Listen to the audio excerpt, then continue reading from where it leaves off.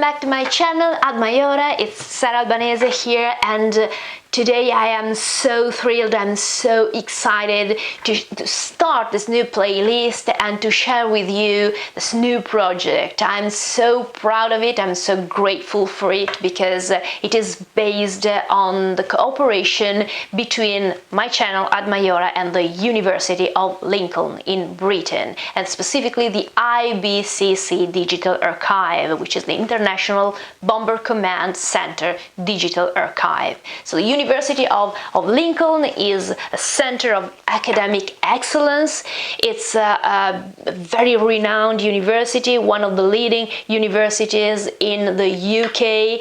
It was awarded Modern University of the Year in 2020 in the Times and Sunday Times Good University Guide.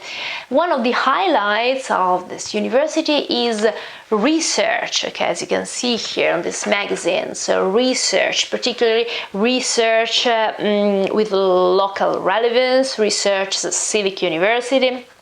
So it's focused on the future, on the present, but one of the current strengths of this university is also the huge work concerning history, concerning memory, concerning, well, we can say human stories, which are contained in collections of documents, images, writings, poems, memoirs, objects that actually describe the lives of women and men of our recent past, and they allow us to let them speak today as witnesses of those pages of history which remained silent or were actually silenced for a very long time for a variety of reasons.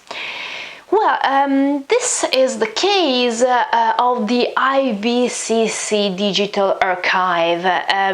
They actually made available to my channel a real treasure. I'm so grateful for it. I'm so thankful. Okay, a real treasure of poems, texts, images that are still completely unknown, completely unpublished, because they belonged to private collections, basically, and they can really enlighten us, and they can offer us a new perspective and tell us something new about certain aspects of the Second World War. You can imagine how excited, how thrilled I was when I was contacted by the IBCC Digital Archive staff. And they asked me to start a project together and to help disclose, divulge, or well, spread the word with the words of the women, these men who served the Royal Air Force, specifically the Bomber Command, during the Allied bombing in Europe. So during the Second World War, obviously. This heritage is extremely touching. It's extremely moving, and it doesn't really matter from which point of view we are used to watching history. It's not that important because they are a strong evidence of how the human being has shared the same traumas, the same hopes, the same feelings, the same grief, the same desire to live, the same alienation, okay, during war, during a common tragedy that is called war, on one side and the other side. So it's not important to label human beings. I don't want to do that while working on this project. I never do that, actually. It's not important. Doesn't mean anything to me. It's not important to label people as heroes, or either heroes or villains, either victims or executioners or perpetrators, either very useful strategic weapons or military failures. Well, that's not that important. I think that it is much more useful and much wiser, much more human to actually focus and try to find the common thread that unites every single victim of war, okay, whether they are on a plane or under the bombs or in front or behind a weapon, okay, because the feelings, the traumas, the grief, the hopes are basically always the same, because these feelings are totally universal, especially in front of extraordinary huge events like war, for example, or other catastrophic events.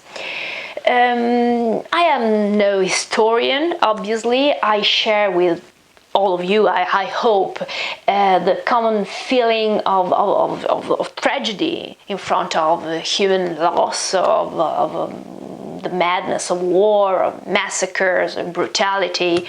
Obviously, this is just being human, okay? I often read the different opinions and perspectives of experts when they talk about history, when they interpret policies or different strategies. And I respect that. I respect their work. I respect their opinions, and I can only see histories as a kaleidoscope. As a kaleidoscope, a sort of a game of mirrors, and there is an objective, a real difficulty in finding out the truth, the one truth, the real, the only truth. We don't even know whether it exists or not, actually. It's difficult to focus on the right path in order to perceive the greater good. It's very difficult to do that because actually we all watch history and also our lives, especially our lives, because we are living it, through deforming mirrors. This is quite normal. And for this reason, we can actually see life and history and these huge events, dramatic events like war, as if they were in a kaleidoscope. They were a kaleidoscope, actually. Why do I use this word? So, actually, I was inspired by a poem. This is the first poem, unpublished poem, I'm going to read to you and with you, because we'll analyze it together in my next video. This will be the first of many poems we're going to read together. This poem was written by a flight lieutenant who served in the bomber command in the Royal Air Force. His name was Anthony Bertrand Joseph Bartlett. And he wrote this poem, Kaleidoscope, the morning after, in 1943. The morning after a bombing, okay, a military operation. So that's the shock, the trauma he lives after the event, we can say so. And I found this word so very inspiring and so representative of what I wanted to say. When we talk, we actually talk about the fact that colors and images can change when we just move our kaleidoscope, and many different perspectives are disclosed, and the images we can see are actually formed by this fragmented individuals, okay, this fragmented consciences. So this is absolutely very interesting metaphor. Now, why am I focusing so much on my perspective towards this project, this work, the idea of reading these unpublished texts or poems? It's because I really want to do this in a non-judgmental way. And I'm really asking you and inviting you to do the same. There is a quotation,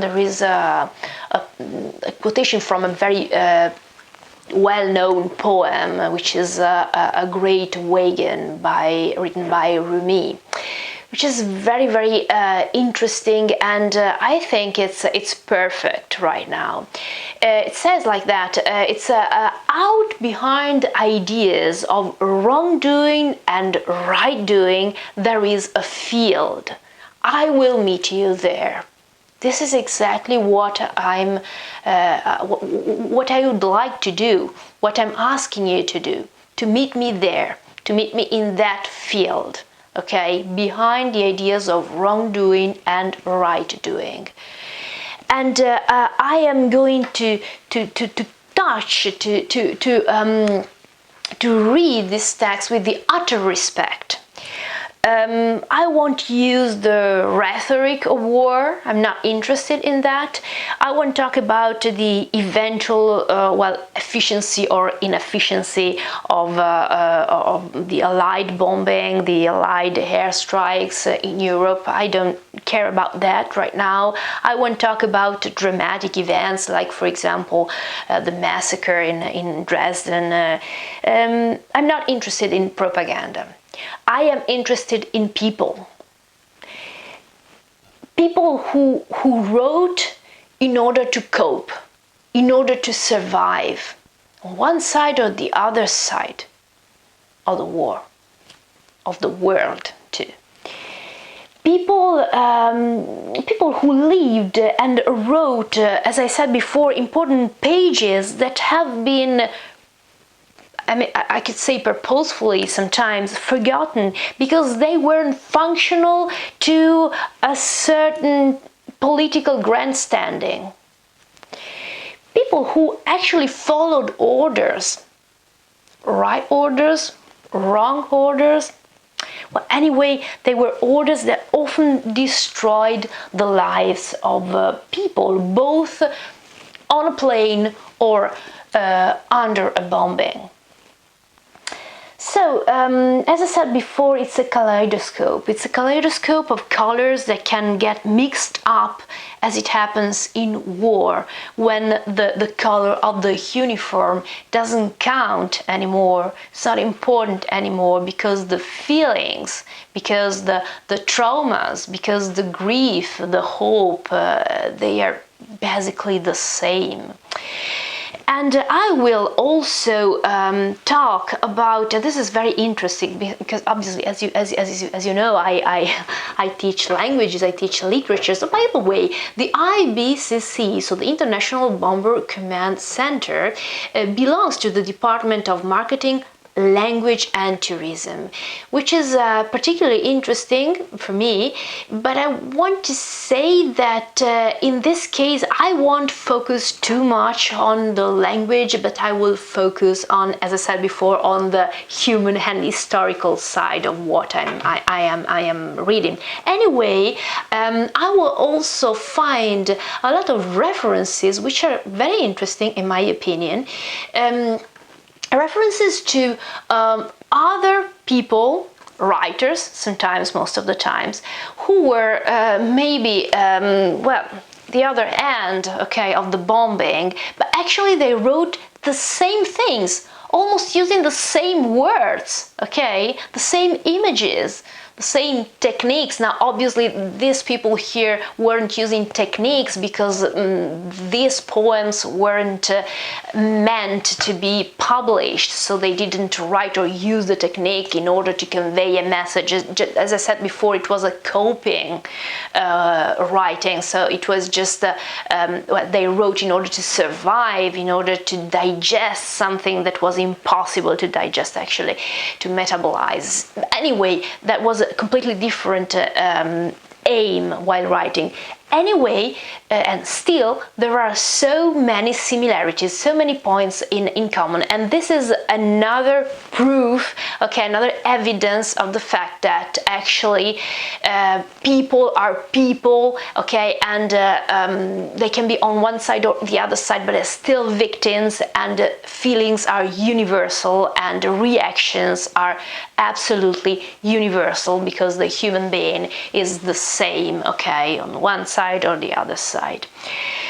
Well, so we will start reading together, okay. In my next video we will start with the poem I have mentioned before, and well, I really think that we owe these people who have left us thoughts or images, texts, we owe them to remember, to feel for them, to learn from them, from their stories. Because, as I said before, these poems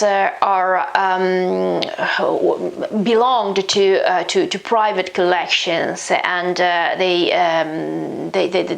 they have been part of private collections for 70 years, and even today, until now, they could be read only at the IBCC Digital Archive, and thanks to special permissions given by the owners. So it's a great privilege for me, okay, to actually have the opportunity to read, to translate into my own language, and to share with you this text.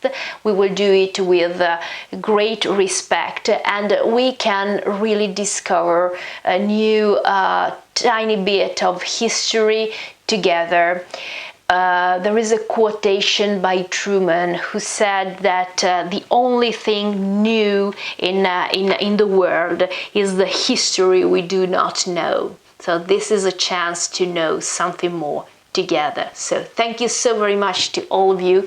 Thank you to the University of Lincoln, and specifically to the IBCC Digital Archive, and see you for my next video. Okay, we will read together the poem, we'll talk about that, and I'm sure it will be interesting and very emotional. Thank you so very much for following. Bye.